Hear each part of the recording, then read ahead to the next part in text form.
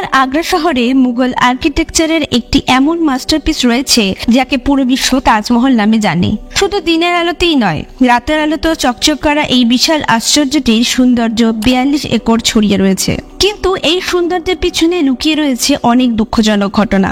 বন্ধুরা, প্রায় 400 বছর পুরনো এই বিশাল আকারের বিল্ডিংটি সেই সময়কার সবচেয়ে বড় আর সবচেয়ে সুন্দর বিল্ডিং ছিল।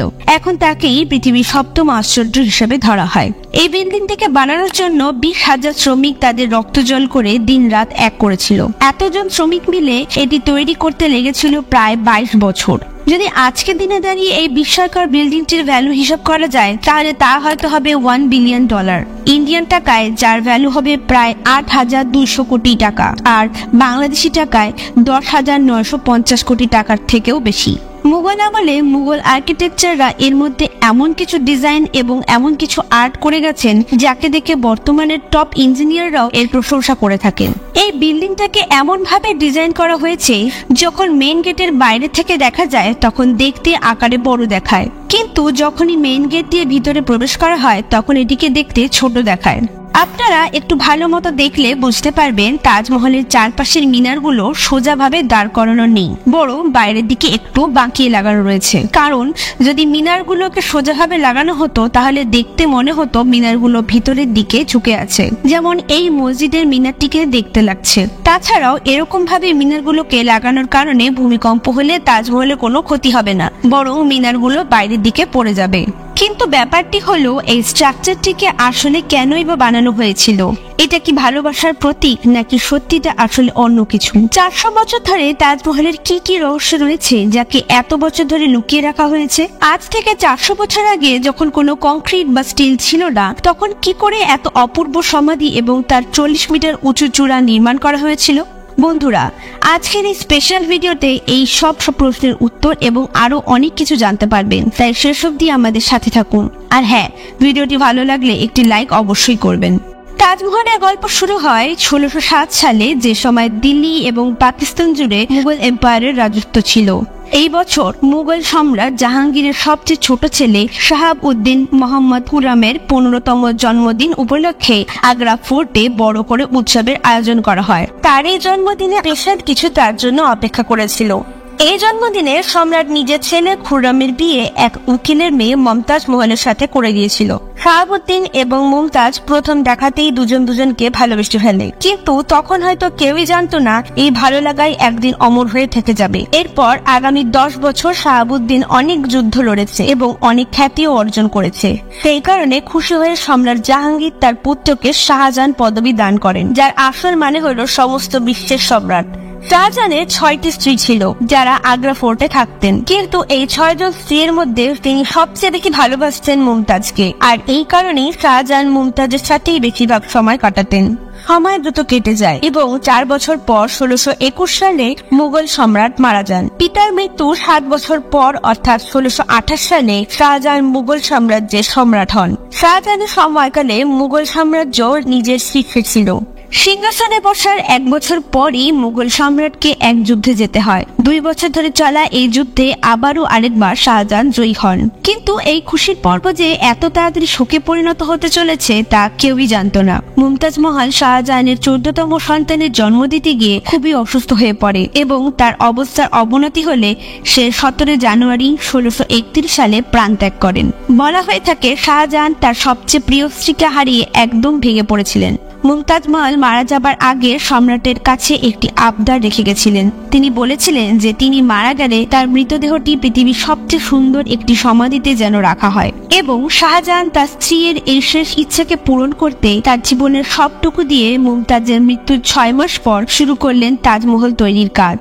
প্রায় 20,000-এরও বেশি মজদুর এবং কারিগরকে পুরো সাম্রাজ্য থেকে খুঁজে আগ্রাতে আনা হয়। মুমতাজ মহলের কবরটি ছিল যমুনা নদীর তীরে, কিন্তু যমুনার পাশে তাজমহল তৈরি করা ছিল একটি বড় চ্যালেঞ্জের, কারণ নদীর পাশে মাটি হয় খুবই নরম। এখানে ফাউন্ডেশনের জন্য খনন করলে যমুনা নদীর জলে সে জায়গাটি নষ্ট করে দিতে পারত। তাই শাহজাহান মুঘল ইঞ্জিনিয়ারদের দিয়ে এখানে অনেক কয়েকটি কুয়া খোঁড়া শুরু করায় এবং ততক্ষণ অবধি মাটি খনন করতে থাকে যতক্ষণ শক্ত মাটি না বেরিয়ে আসে। এরপর কুয়াগুলোকে ছোট পাথর আর বালি দিয়ে ভরে দিয়ে তার উপর পাথরের বড় বড় পিলার তৈরি করত। এই কাজটি করার জন্য শ্রমিকদের সাথে অনেকগুলো হাতিরও ব্যবহার করা হয়েছিল। এই কাজটি করার কারণে সেখানে একটি মজবুত ফাউন্ডেশন তৈরি হয়, যার উপর শাহজাহান তার স্বপ্নের তাজমহলকে তৈরি করতে পেরেছিল। ফাউন্ডেশন তৈরি হওয়ার পর এমন এক বিল্ডিং ডিজাইনের দরকার ছিল যা পৃথিবীর মানুষ কোনোদিনও দেখেনি। তাজমহলের ডিজাইনের আইডিয়া শাহজাহান অনেক কয়টা মুঘল সমাধির ডিজাইন থেকে নিয়েছিল। বাবার সমাধি থেকে মিনারের আইডিয়া নিয়েছিল, দাদুর সমাধি থেকে বিল্ডিং কোরের আইডিয়া, আর নিজের চাচার সমাধি থেকে ডোম বানানোর আইডিয়া নিয়েছিল। যখন এই সব ডিজাইনকে একসাথে আনা হলো তখন এক অপূর্ব সুন্দর ডিজাইন তৈরি হয়ে যায়। বিল্ডিংকে বানানোর জন্য কোটি কোটি ইটকে সেখানেই ভাটা তৈরি করা হয়। কিন্তু তাজমহল বানানোর কাজ এত সহজ ছিল না। যত দিন যাচ্ছিল আস্তে আস্তে রাজকীয় ধন শেষ হতে থাকে। বলা হয়ে থাকে তাজমহল বানানোর জন্য এত কারিগরকে লাগানো হয়েছিল যে তাদের জন্য আশেপাশের জায়গার খাবার জিনিস শেষ হয়ে যায়। অনেক বছরের কাজের পর বিল্ডিং এর স্ট্রাকচার বানানো শেষ হয়ে গেছিল।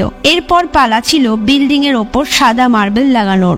এর জন্য 400 কিলোমিটার দূর রাজস্থান থেকে মকরানা মার্বেল আনানো হয়েছিল। এটা বলা হয়ে থাকে শাহজাহান রাজস্থানের পুরো মকরানা মার্বেল কিনে নিয়েছিল, যাতে তাজমহলের কাজ শেষ না হওয়া পর্যন্ত কেউ মার্বেল না কিনতে পারে। এই ভারী মাত্রার মার্বেল গুলো শাহজাহান 1000 হাতির সাহায্যে রাজস্থান থেকে আগ্রা নিয়ে আসে। আজ আমরা যেই তাজমহলের চূড়াটি দেখছি এটি এতটাই সুন্দর আর এতটাই আকারে বড় যা এখনকার দিনে শুধু স্টিল এবং স্ট্রাকচারের উপরেই বানানো সম্ভব। কিন্তু 400 বছর আগে শুধুমাত্র পাথর দিয়ে এই চূড়াটা তৈরি করা হয়েছিল।